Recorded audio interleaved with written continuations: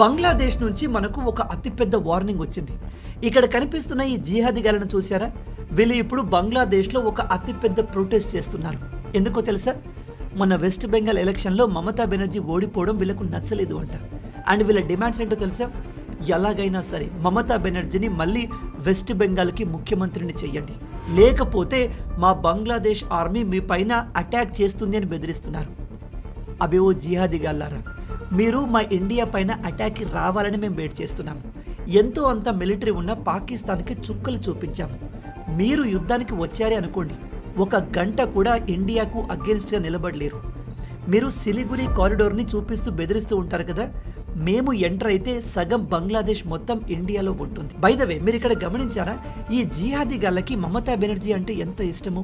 మమతా బెనర్జీ ఎన్ని రోజులు బంగ్లాదేశ్ నుంచి ఇల్లీగల్గా మన ఇండియాలోకి వస్తున్న ఇలాంటి జిహాదీ గాళ్లకు ఫేక్ ఓటర్ ఐడి కార్డులు, ఫేక్ ఆధార్ కార్డులు ఇచ్చి పెంచి పోషించింది. వాళ్ళ ఓట్ల కోసం దేశ సెక్యూరిటీని రిస్క్లో పెట్టింది. అండ్ ఈ జిహాదీ గాళ్లకు నా రిక్వెస్ట్ ఏమిటంటే, మీకు మమతా బెనర్జీ అంత ఇష్టం ఉంటే ఆమెను తీసుకెళ్ళిపోండి.